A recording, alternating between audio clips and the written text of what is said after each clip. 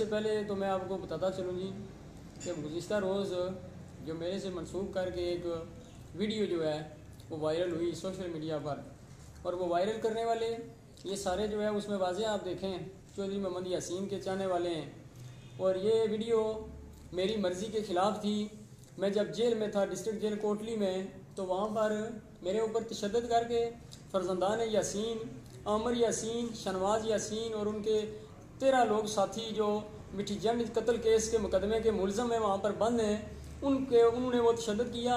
ना ही सिर्फ तशद्दुद करके वो वीडियो एसी साहिबा के ख़िलाफ़, एसी बीनस जलाल के ख़िलाफ़ बनवाई मेरी, बल्कि मुझे वहाँ पर जिनसी ज़्यादती का निशाना बनाया गया डिस्ट्रिक्ट जेल कोटली में। और मेरी भी जो है नाजेबा किस्म की वीडियोस बनाकर मुझे ब्लैकमेल करते रहे कि अदालत में जाकर तुम 164 की जो स्टेटमेंट है वो असिस्टेंट कमिश्नर बीनस जलाल के ख़िलाफ़ दो। और जब मैं अदालत से सिर्फ ये तो वीडियो बनाई है उन्होंने वहाँ पर एसी साहिबा को बदनाम करने के लिए, ये तो सरासर झूठ है, ये मेरी मर्ज़ी के ख़िलाफ़ है। बल्कि जब मैं अदालत में अपनी पेशी पर आता था तो मुझे वो मेरे ऊपर तशद्दुद करते थे आए रोज़। जेल इंतज़ामिया मुकम्मल जो है वो नायल हो चुकी थी और नाकाम उनको लगाम डालने में। और मैं ज़ख्मी हालत में आया जेल में, वो वहाँ पर कोर्ट में मुझे जो है उस वक्त उन्होंने सिगरेटों से जलाया हुआ था, मेरे साथ जिनसी ज़्यादती करके मेरी वीडियोस बनाई हुई थी और मैं डंडे मार कर और मुझे घसीट कर मेरे वो कपड़े खून से लथपथ ये पड़े हुए हैं, वो भी मैं आपको दिखाता हूँ। और इन फटे हुए कपड़ों, खून से लथपथ और ज़ख्मों के निशान और सिगरेटों से जले हुए निशान लेकर मैं जब अदालत में आया तो मैंने कपड़े सारे अपने हटा कर जज साहब को भी दिखाया, डिस्ट्रिक्ट एडमिनिस्ट्रेशन के जो हेड हैं उनको भी दिखाया। फिर वो डिस्ट्रिक्ट मजिस्ट्रेट हैं डीसी कोटली अमजद अली मुगल साहब, वो मेरे पास जेल में भी मेरे बयान जो हैं वो लेने के लिए गए थे। और ये सारा अमल मेरे साथ हुआ, सबको बताते रहे मेरे वालिदैन। ये मेरे पास सारी एप्लीकेशनें पड़ी हुई हैं।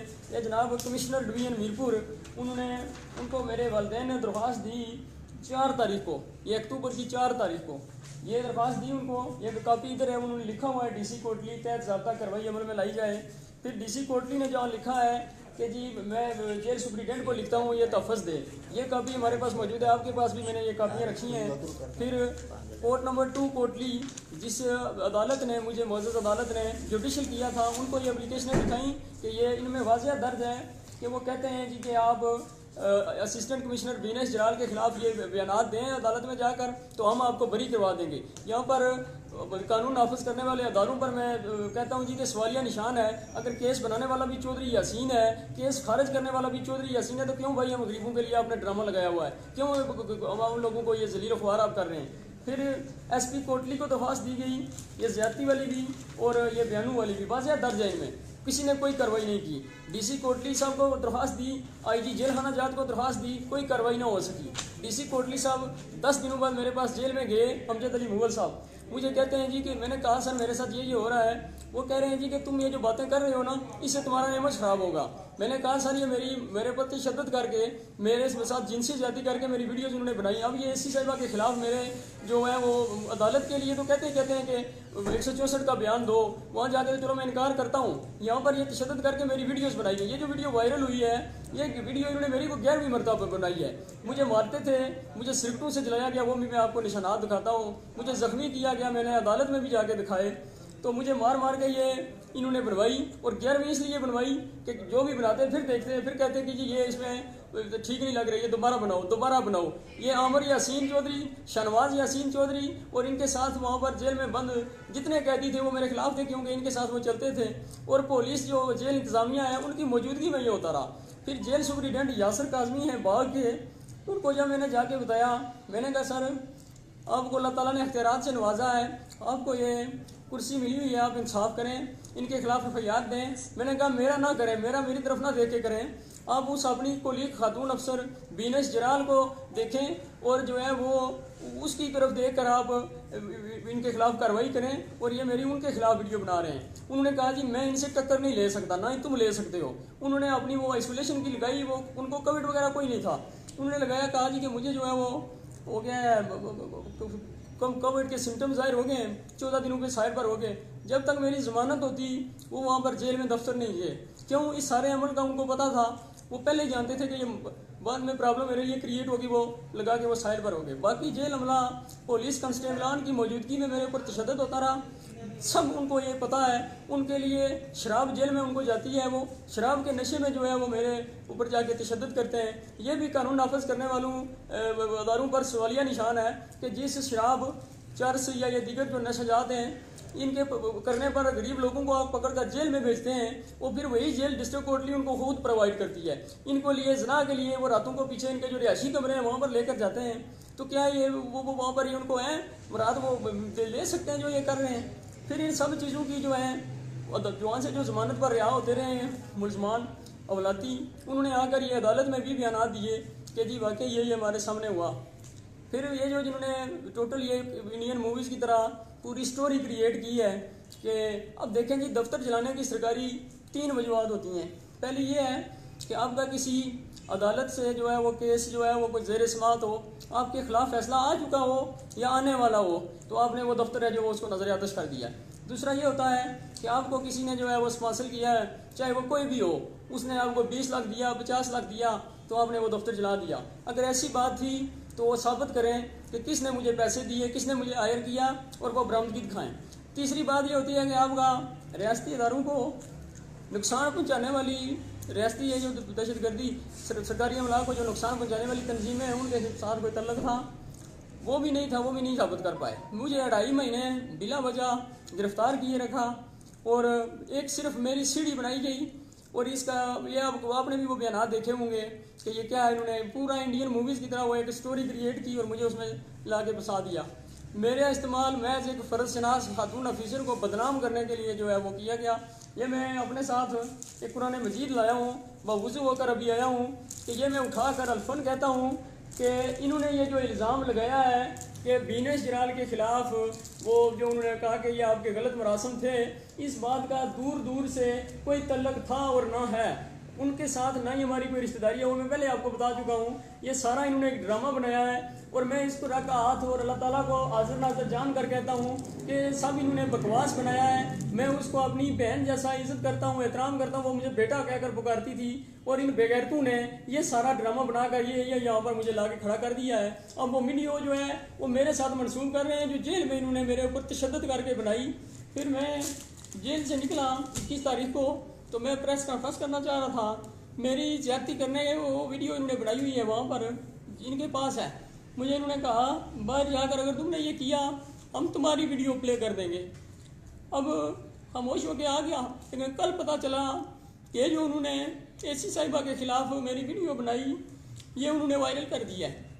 फिर मैंने सोचा कि अब एक खातून की जो इज़्ज़त है वो मेरी इज़्ज़त से आगे नहीं है। वो लगा दें, आप जो मर्ज़ी लगाए उस वीडियो को, वो जहाँ मर्जी वायरल करें, मुझे कोई फ़र्क नहीं पड़ता।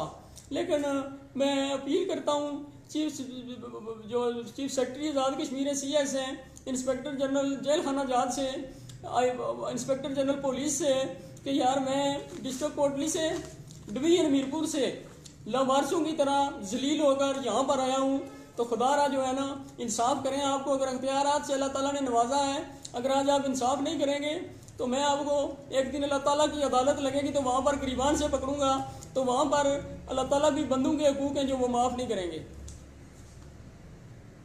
अब मज़ीद आप अपने कुछ सवाल पूछ सकते हैं जो। अच्छा ये बताएं कि ये किस ने की है वायरल, वो कोई आपके पास स्क्रीनशॉट हैं ये चीज़ों की, ये दिखाएं ये कौन कौन। जी मैं ये बिल्कुल बताता हूँ और आपको मैं ये सारे देता भी हूँ। ये एक साकिब हुसैन है, ये नाड़ का लड़का है। अब पुलिस इसको पकड़े, कल परसों का ये बयान हो चुका है, ये देखें। अब पुलिस इनको पकड़े हैं। अगर ये वीडियो मैंने बनाई है तो उनको इन्वेस्टिगेशन करें लड़कों की। एक खातून असिस्टेंट कमिश्नर महफूज नहीं है तो कौन आम औरत या आम कोई शहरी कैसे महफूज होगा। ये लड़का है राजा यासर नाज, ये भी पीपल्स पार्टी का है, इसकी प्रोफाइल आप जाकर चेक करें। फिर ये मलक बिलाल अवान मंजूर है, ये चौधरी यासीन के घर गाड़ी चलाता है, ये इसने भी लगाई है, ये इसका देखें। फिर एक फ़हीम भट्ट है, इसने लगाई है। फिर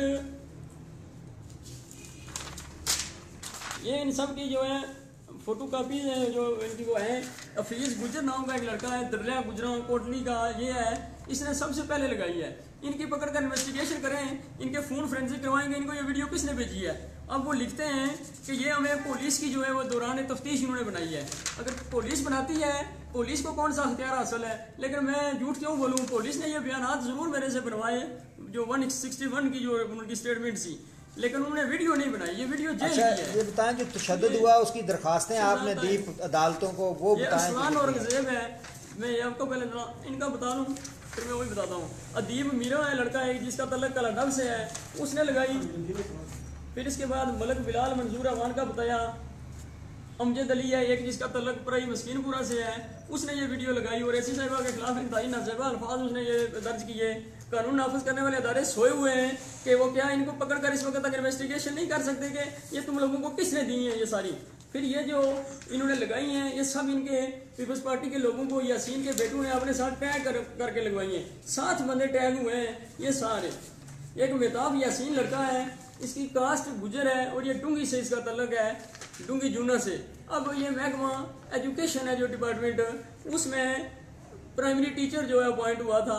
इसकी प्रोफाइल देखें, टोटल यासीन के फोटोज और ये ऐसी साहिबा वाली जो वीडियो है इसने अपलोड की है और उनकी नाजेबा किस्म के ये बकवास दिखता रहा है। मैं सेक्रेटरी जो एजुकेशन डीजी एजुकेशन है और मिनिस्टर एजुकेशन है उससे सवाल करता हूँ कि ये तुम्हारा 7वें स्केल का मुलाजम, तो इसे कंट्रोल नहीं होता, तू महकमे को खाक जो है वो उसको चलाएगा। और इसके बाद जो आप बता रहे हैं दरखास्तों का, ये दरखास्तें सारी मेरे पास पड़ी हुई हैं। ये किस किस को दी आपने दरखास्तें जब सर ये तशद्दुद हुआ? सबसे पहले जब तशद्दुद हुआ तो मैं जब सुपरिटेंडेंट के पास गया, डिप्टी सुपरिटेंडेंट के पास गया, तो उन्होंने जो है वो मुझे कहा जी कि आप जो है इसके खिलाफ आवाज़ तो उठा रहे हैं लेकिन हम भी नहीं बोल सकते, हम भी मजबूर हैं, आप अंदर रहें खामोशी से, तो आप जो है आपकी ज़मानत करवा देंगे और आप घर चले जाना। फिर मेरे वालिदैन जब आए, उन्होंने मैं जब मिला उनको, वहाँ मेरे कपड़े सारे फटे हुए थे। अब इनकी गुंडागर्दी का हिसाब लगाएं, जब मैं जुडिशल हुआ तो उससे दूसरे रोज़ मेरे वालिद मुझे मिलने आए वहाँ पर। इन्होंने मुझे 6,000 रुपया दिया पास रखने के लिए। वो 6,000 रुपया यासीन के साथ जो उसके गरमैन वगैरह एक सगी है, एक सफदर है, उन्होंने भी वो मुझसे छीन लिया। अब बाहर भी गुंडागर्दी करते हैं और अंदर जाकर भी गुंडागर्दी करते हैं।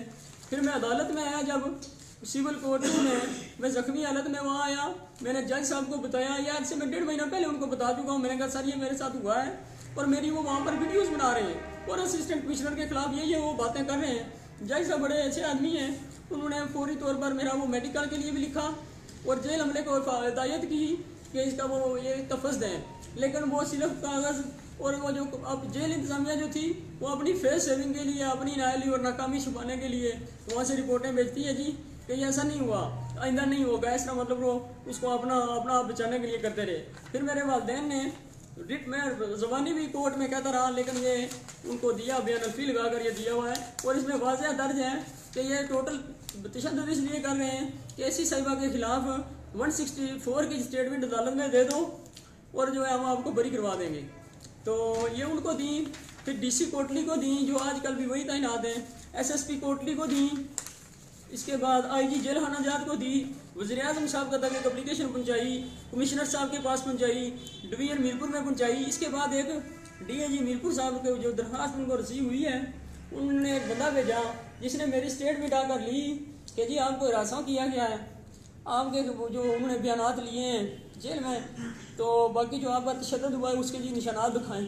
मैंने दिखाए, उन्होंने एक रिपोर्ट लिखी कि जी हम आप इन पर FIR देंगे, ये करेंगे वो करेंगे, लेकिन अभी तक वो उन पर FIR नहीं हो सकी, कोई कुछ नहीं, मतलब उस पर कोई वो अभी तक आउटपुट नहीं उसका नज़र आया। वो वीडियोस वायरल कर रहे हैं। मैं ये कहता हूँ कि 3 दिनों से ये वीडियो वायरल हुई है और ये सारे ये यासीन के जो बिल्ले हैं वो लगा रहे हैं, इनको अभी तक इंतज़ामिया SSP कोटली या DIG रीजन मीरपुर ने, मैं कहता हूँ जी senior member board of revenue, ये रेवेन्यू डिपार्टमेंट जो है वो अपनी एक खातून अफीसर को तफज़ नहीं दे सकता, तो आम आवाम को क्या तफज़ देगा। बताएं आप चौधरी यासीन साहब के साथ भी थे, फिर क्यों छोड़ा, क्या हुआ था, ये क्या ये इसका जी बिल्कुल, मैं उसके साथ 6.5-7 साल रहा हूँ एज ए प्राइवेट सेक्रेटरी।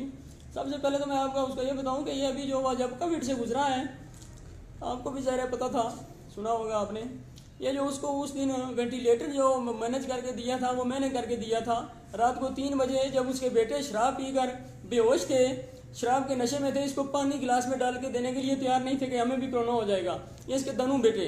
तो मैंने वज़ीर आज़म थे उस वक्त फारूक हैदर साहब, वो शायद सुन रहे हूँ, वो भी जानते हैं इस बात को, चीफ सेक्रेटरी थे मदर न्याज राना साहब, उनको 3 बजे जगाया, हेल्थ मिनिस्टर नजीब नकी साहब को जगाया, हेल्थ सेक्रेटरी थे उस वक्त मेजर जनरल ताहिर साहब, उनको मैंने जगाया, फिर सलीम मांडवी वाला जो कराची वाले हैं उन तक मैंने कॉलें की और मैंने इसको वेंटिलेटर करवा कर दवाया। वो राजा परवेज अशरफ साहब भी साथ इस मामले में रहे, तो इसको वो मैं 41 दिन जो है अस्पताल रहा इसके बेटे वहाँ पर कोई नहीं जाते थे, शराब पीकर तो बेहोश थे।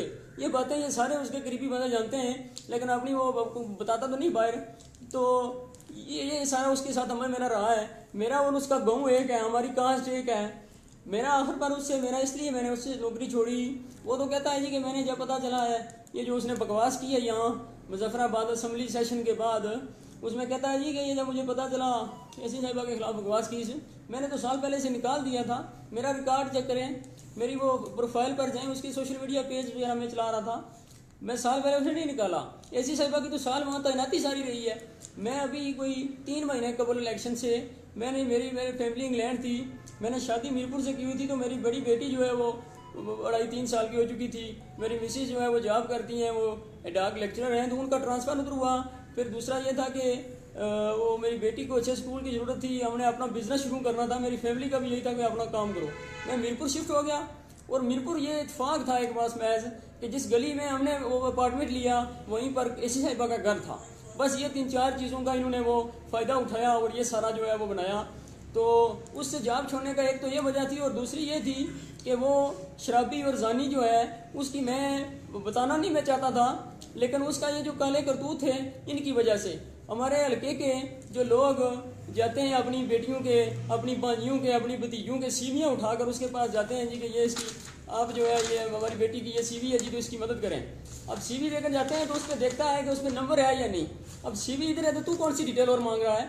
फिर मुझे फौरी तौर पर कहेगा, ये मैं जो बात कह रहा हूँ ये वो भी जानता है, सच है। और वहाँ पर हज़ारों लोगों के सामने वो बताता था कि जी मुझे फिर कहता कि मेरा विजिटिंग कार्ड इनको दो। मैं विजिटिंग कार्ड उनको देता तो फिर वो कहता जी कि उनको कहें जी चाचा चोईसा फलां फलां, आप जाकर कहें वे इस पर अपनी डिटेल भेजे। वो सीवी तेरे पास है, तू डिटेल कौन सी मांग रहा है। शरीफ लोग हैं, वो सोचते हैं कि ये अब हमारी नौकरी हो जाएगी, ये उनकी बेटियों को गानियों को, ये सिर्फ हल्का चढ़ोई ही नहीं, डिस्ट्रिक्ट कोटली ही नहीं, बल्कि तीनों डिवीजन नहीं, बल्कि 10 अजला जो ये सारा इनका है, ये सारा इसके ये काले करतूत है। उनको ब्लैकमेल करता है इस्लामाबाद बुलाकर, सिर्फ ये नौकरी देने के लालच में नहीं, बल्कि जो लोग हेल्थ डिपार्टमेंट में मुलाजमीन हैं, हमारी माएँ बहनें, फिर एजुकेशन डिपार्टमेंट में उनका हमारे गाँव से जिसका दूर दराज उसको स्टेशन पर मतलब का DO DHO को कहकर वो भी इन्हीं के जो हैं पालतू होते हैं, उनको पकड़ के उधर दूर उनका ट्रांसफ़र करवा कर, और फिर जब वो आते हैं दोबारा उसके पास के जी अब हमारी बेटी का, हमारी भांजी का, हमारी बहू का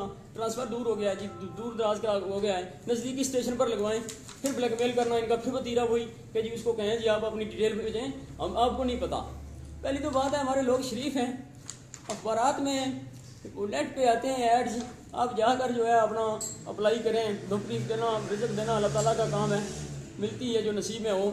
लेकिन ये लोग इनके पास जाते हैं, ये उनको इस्लामाबाद F10 बुलाकर वो वहाँ पर इसने पूरा एक अड्डा जना कर रखा हुआ है। और वहाँ जाकर अगर मीडिया मेरे साथ चले तो वो मैं आज भी आपको दिखा सकता हूँ, मैं सारे मीडिया को दाव देता हूँ, जो भी मेरे साथ चले मैं उसको सारा इसके काले करतूत बता दूंगा। और उनको बुला कर ये मेरे पास सारे सबूत मौजूद है, मैं बता सकता हूँ कि किस किस की बेटी को किस किस को इन्हें जो है वो ब्लैकमेल किया। और ये सारा इसका अमल जो देखा मैंने, उसके बाद मैंने इसे जॉब छोड़ दी। अच्छा, तो ये आप ये कहते हैं कि जो इसके इल्ज़ामात खासकर बीनश जिलाल सर सरासर झूठे हैं। बीनश जिलाल का कसूर ये था कि उसने कमज़ोर और ताकतवर, गरीब और अमीर का फ़र्क किए बगैर इंसाफ किया। और उसका सबसे बड़ा कसूर ये था कि रियासत कश्मीर के ख़जाने को बेदर्दी से लूटने वाले कश्मीर के सबसे बड़े चोर डाकू इस जानी यासीन के दुम पर उसने पाँव रखा, इसलिए इसको ये तकलीफ हुई और इसने ये सारा किया। बीनश जिलाल का ये कसूर था। आप पुराने अखबारात उठाकर देखें, आप उसकी सोशल मीडिया पे देखें, यूट्यूब पर उसको देखें, जहाँ भी उसको सर्च करें उसका वो रिकॉर्ड देखें कि उसने जो है वो टोटल किसी नंबरदार, किसी जागीरदार, किसी मशीर या किसी वजीर के सामने बाकी जो है करप्ट अफसरान की तरह अपने तबादला जात के जो सिफारिशें या अपनी प्रमोशन की फाइल्स एक मेज़ से दूसरे मेज़ पर मुंतकिल करवाने के लिए इनके आगे अपना सर नहीं झुकाया और इनकी तरफ से कहे गए गैर कानूनी गैर पार्लिमानी का मुँह में हाँ में हाँ नहीं मिलाई, उसका ये कसूर था। ये उसका साथ इख्तलाफ क्या था इसका कि ये खुद तो बहुत बड़ा कब्जा माफिया है ही। ये अपने वहाँ पर जो इसके लोग थे जो इसको वोट देते हैं, सपोर्ट करते हैं, उनको कहता है कि आप खालसों पे कब्जा करें। बेशुमार वहाँ पर वो मुसमारियाँ हुई हैं, मैं उनका रिकॉर्ड आपको दे सकता हूँ, मेरे साथ चलें। वहाँ पर वो उसने सिर्फ क्या किया है कि वो कहा कि ये गवर्नमेंट की जगह है और जो कानून है वो कानून सबके लिए बराबर है। वो एक कानून नहीं है कि गरीब के लिए अलग है और अमीर के लिए अलग है। ये उसने किया, सिर्फ उसका ये कसूर था। और फिर बीनेश राल है जो, उसका सिर्फ ट्रांसफ़र इससे नहीं हो रहा था, ये सिर्फ एक उसके तबादले के लिए इसने पूरा ये जाल बिछाया। ये आप ये बयान देखें, मैंने आपको पहले ही अर्ज़ किया है, आप भी पढ़े लिखे लोग हैं, बाशऊर लोग हैं, कि दफ्तर चलाने की ये कौन सी वजह हुई। फिर इन्होंने ये जो कहा जी रिश्तेदारी है, वो भी मैंने आपको बता दिया, उनकी कास्ट ने लगा, हमारी कास्ट ने लगा है। फिर इन्होंने कहा जी ये मैं वहाँ पर ज़रा हेल्थ डिपार्टमेंट से भी ज़रा पूछना चाहता हूँ। एक हमें उम्मीद होती थी कि डॉक्टर हैं जो ये मसीहा है जी, ये जान बचाने वाले हैं, ये जो हेल्थ वाला है, इन्होंने इस गेम के दौरान एक और बनाया, एक कागजी टुकड़ा सबूत का, कि जी इसने वो स्वीप पिया। वो मुझे उसमें भी उन्होंने कहा, क्योंकि पुलिस और यासीन ये इन दोनों की मिली भगत से, पुलिस की भी उसकी थी, क्योंकि जिस दिन इसने 2 कत्ल किए वहाँ पर जो है वो थे लोगों पर जाके इसने फायर किया अपने गुंडों के साथ, तो वो 2 बंदे इसने वहाँ पर शहीद किए, वो भी मेरी फैमिली के लोग थे, और उनको इन्होंने शहीद किया। उस पर जब इसके वारंट गिरफ्तारी जारी हुए, तो जब एसी साहिबा ने इसे हाउस अरेस्ट किया, तो उनको फोर्स चाहिए थी इसको मीरपुर जेल शिफ्ट करने के लिए। जब फोर्स के लिए एसपी कोटली और डीसी और डीएसपी कोटली को कहा गया जी कि आप जाएं इसको शिफ्ट करें, वो वहाँ से निकलते हैं और पहले इस मुलजम को कॉल कर देते हैं, जो दहशतगर्दी और जो है वो 302 जैसे संगीन उस पर दफात लगे हुए हैं, उसको ये पहले ही मैनेज करके वहाँ से भगा देते हैं, और आते हैं तो कहते हैं वो यहाँ पर नहीं है। उस पर असिस्टेंट कमिश्नर बीनेश राल ने जो है वो एक इंक्वायरी रिपोर्ट जो है वो मैंने उसको देखी थी सोशल मीडिया पे, वो उन्होंने भेजी किसको, inspector general police Sohail Tajik साहब को, कि सर ये देखें ये आपकी पुलिस है और मुलजम को इन्होंने भगाया है। उन्होंने अपनी फेस सेविंग के लिए फिर एसपी और डीएसपी ने, इंस्पेक्टर जो है वो वहाँ पर थाना नाड़ में थे, उसको मतल करवाया जी कि ये इसकी नाली से वो फरार हुआ है, और आप वो अंदर से वो खुद निकल गए। और पुलिस कोटली की ये दुश्मनी थी उनके साथ, और ये यासीन की थी, वो मैंने आपको पहले बता दी।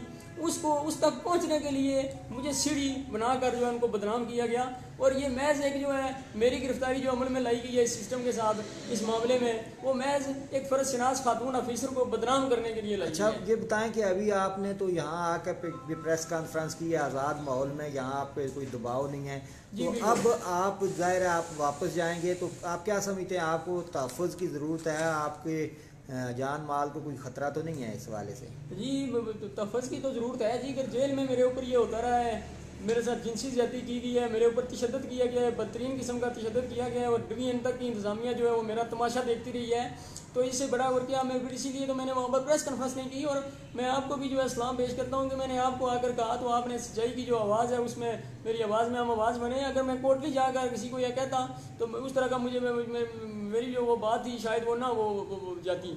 तो कहने का मतलब है जी कि मैं यहाँ पर आया हूँ, और मुझे जो है वो अपील मैं करता हूँ वज़ीर-ए-आज़म साहब से, चीफ जस्टिस साहब से, चीफ जस्टिस हाई कोर्ट से, और CS साहब से, और इंस्पेक्टर जेल खाना जात से भी, कि कुछ सर खुदा का खौफ करें और ज़रा उनका हाल ठीक करें कि जेल में बंदा महफूज नहीं है। जेल में आपने वो शराब और जना का उसको अड्डा बनाया हुआ है, और जेल में बंदे के साथ इतनी ज़्यादतियाँ हो रही हैं और आप खड़े तमाशा देख रहे हैं। किस लिए ये चांदी के स्टार आपने उठाए हुए हैं? फिर IG जेल जो है इंस्पेक्टर जनरल पुलिस, उनसे मैं अपील करता हूँ कि सर खुदा के लिए मुझे आपसे ये उम्मीद है, और मैं आपके यहाँ कैपिटल में आया हूँ, आपके पास इंसाफ की उम्मीद जो है वो लिए आया हूँ, तो मुझे इंसाफ दें। और आज के बाद मुझे मेरी ये तो आपको भी नज़र आ रहा है, मुझे मेरी फैमिली को, मेरे ख़ानदान के किसी शख्स को जानी माली किसी किस्म का कोई नुकसान हो, तो ये चौधरी यासीन और ये इसके सारे जो बिल्ले हैं, ये इसके फर्जंद हैं दोनों, आमर यासीन और शरमाज यासीन, ये जो शराबी हैं, ज़नई हैं, ये ज़िम्मेदार होंगे।